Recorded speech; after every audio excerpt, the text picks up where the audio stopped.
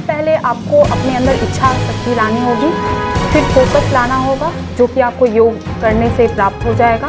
उसके बाद फिर घर वालों का आशीर्वाद भी दिमाग में आया कि मेरे घर से भी कोई डॉक्टर होना चाहिए। बेटा हो या बेटी हमको फ़र्क नहीं पड़ता, हम हमेशा पढ़ाएंगे तुम लोगों को। और पहले मेरे पापा ने खुद ही पूछा था कि बेटी जो बनना चाहती है। नमस्कार, मेरा नाम रंजीत कुमार है और आप देशी तंत्र न्यूज़ देख रहे हैं। बेगूसराय के बीरपुर प्रखंड की बेटी नीट एग्जामिनेशन क्वालिफाई की है। घर में खुशी का माहौल है, शिक्षित परिवार है और धन से भी संपन्न है और सुखी परिवार है। जब एक शिक्षक की बेटी जब कोई एग्जामिनेशन क्वालिफाई करके आती है तो घर वाले को भी खुशी मिलता है, गांव और समाज और ज़िला का नाम रोशन करती है। फिलहाल हमारे साथ मौजूद हैं अंकिता, और अंकिता ने नीट का एग्ज़ाम क्वालिफाई किया है। अंकिता, आपको बहुत बहुत बधाई जो आपने नीट का एग्ज़ाम क्वालिफाई किया है। पहले ये बताइए, आपकी प्राथमिक शिक्षा कहाँ से प्राप्त हुई थी? मैं स्टार्टिंग से डीएवी स्कूल की छात्र हूँ। कहाँ? डीएवी बेगूसराय, इटवा। हाँ। 10th में कितना परसेंट आपको मार्क्स आया? 95%। और 12th में? 12th मैंने बिहार बोर्ड से किया है, BSEB मंझौल से। वहाँ पे मुझे 86% प्राप्त हुए। आपको ये शिक्षा किसने दिया कि आप मेडिकल के लाइन में घुसें? ये स्टार्टिंग से मेरे पापा ने बोला कि पहले मेरे पापा ने खुद ही पूछा था कि बेटी जो बनना चाहती हो वो तुम बन सकती हो। तो मैंने बोला पापा मुझे डॉक्टर बनना है, तो पापा ने मुझे डॉक्टर फील्ड में डाला। और उसके बाद जब आप प्राथमिक शिक्षा यानी कि 12th तक पास कर लिए, उसके बाद कहाँ गए थे? 12th जब मैंने पास कर लिया फिर मैं पटना गोल्ड इंस्टीट्यूट से में पढ़ी।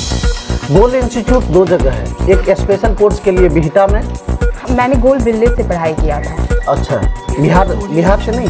बिहार में ही है, बीटा में है। अच्छा, उसी की बात मैं कर रहा हूँ। एक लड़की और सिलेक्शन हुआ है, बखरी की है, तो वहाँ पर पढ़ाई की क्या व्यवस्था थी? वहाँ पे बहुत ही अच्छा इन्वायरमेंट मिलता है, जैसे कि गर्ल्स का एक अलग सा बिल्डिंग बना हुआ है, वहीं पे पढ़ना है। वहाँ से कहीं बाहर जाने अलाउड नहीं होता है, ना घर जाना।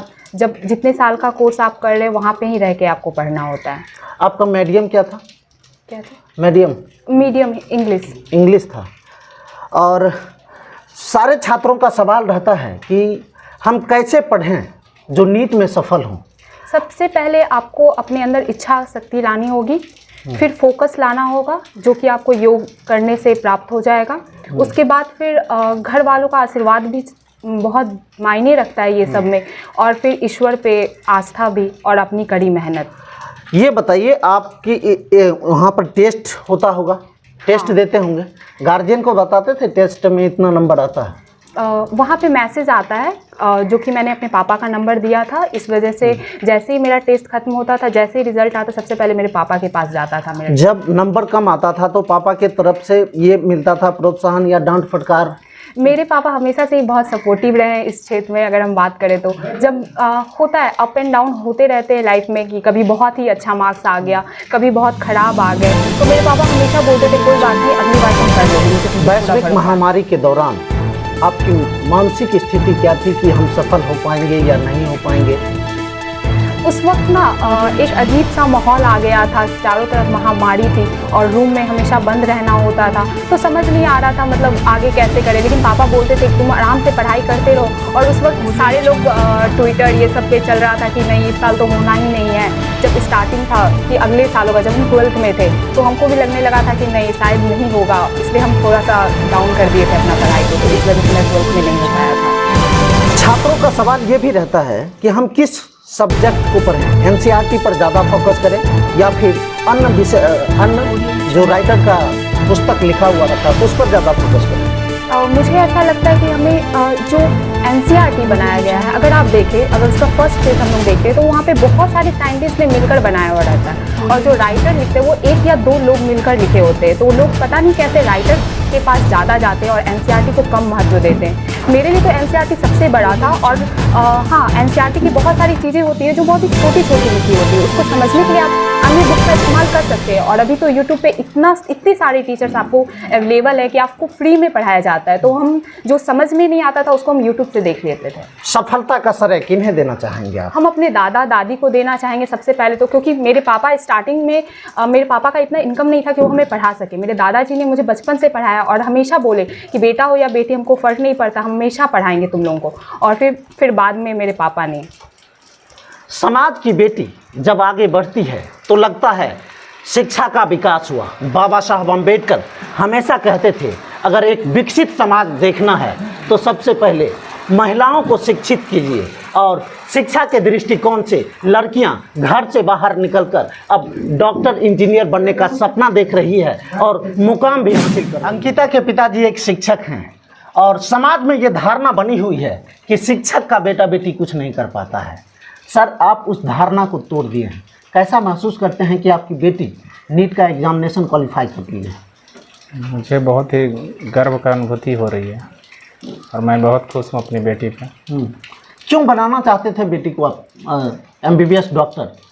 इसलिए कि मैं एक बार अपनी बहन का इलाज कराने PMCH गया था, तो वहाँ का व्यवस्था देख के जो है उससे मेरे दिमाग में आया कि मेरे घर से भी कोई डॉक्टर होना चाहिए। और आपने तय कर लिया? तय कर लीजिए और शायद मेरी बेटी भी कर दिखाई।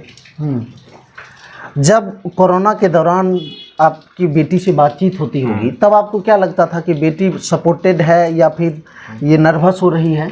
मेरी बेटी सपोर्टेड थी, मैं भी सपोर्टेड था। मुझे पूरा विश्वास था कि एक न एक दिन निकालेगी। और मैं हमेशा इससे कहते भी रहता कि तुम निकाल लेगी, तुमको निकालना है, तुम निकाल लेगी, थोड़ा सा और मेहनत करो, निकल जाएगा। और निकाल आखिरकार एक पिता का सपना साकार हुआ। हमारे साथ इनके दादाजी। अब आपकी पोती डॉक्टर बनने के राह पर चल पड़ी है, आपको कैसा लग रहा है? बहुत महसूस होता है। पंचायत के मुखिया जी हमारे साथ मौजूद हैं जिनका नाम दीपक कुमार जी है। दीपक जी, आपके गांव की लड़की नीट एग्जाम में क्वालिफाई कर गई है, आप अपने पंचायत के दृष्टिकोण से कैसे देखते हैं? सबसे पहले तो आप लोग को हमारे पंचायत में आने के लिए बहुत बहुत धन्यवाद। आगे जो हमारे पंचायत की बिटिया बच्ची पास किए हैं नीट में, आज पूरा पंचायत में हर्षोल्लास है। प्रखंड में, जिला में भी नाम रोशन हुआ है भवानंदपुर पंचायत का। जो एक लड़की पूर्ण रूपेण मेहनत करके बाहर कोरोना काल में भी पढ़ाई करके आज मुकाम हासिल की है। इस सब से पूरे गांव, समाज, घर परिवार सबका सर ऊंचा हुआ है, माहौल गौरवान्वित हुआ है। और इससे प्रेरणा भी अब लोग सीखेंगे जो नहीं हम अपने बाल बच्चे को बढ़िया से पढ़ाए और लड़के लड़कियां भी पढ़ेंगे और भी क्वालिफाई करेंगे। जी मुखिया जी, एक और सवाल है। आपके गांव की बिटिया अब डॉक्टर बनने के लिए तैयार है, लेकिन कई ऐसी बिटिया रानी होगी जो पैसे के अभाव में पढ़ने के लिए नहीं जा पाएगी। हो सकता है कि अगर आप उसमें आर्थिक मदद के दौरान या फिर कोई ऐसा एक संस्था खोल दीजिए ताकि बच्ची यहाँ से पढ़ के आगे बढ़े। उसके लिए हम लोग पूर्व से तैयारी में है। हम लोग का समाज एकत्रित है इस सब के लिए। जो भी बच्चा या बच्चियाँ पढ़ना चाहे, आगे बढ़े, वो हमारा समाज सब मिलके उसके लिए फ़िलहाल समाजे तैयार है। बाहरी तो बाद में देखा जाएगा, लेकिन समाज, गार्जियन ये सब तैयार है। अगर बच्चियाँ बच्चे पढ़ना चाहे तो उनको आर्थिक मदद भी मिलेगी। शुरू करें। अंकिता बेटिया की जो सफलता हासिल हुई है उस पर आप क्या कहना चाहेंगे? ये तो हमारे वार्ड की गर्व की बात है और पंचायत में भी गर्व की बात है। इसी तरह समाज के हर एक बच्ची इससे सीख मिले और आगे की ओर कायम करें।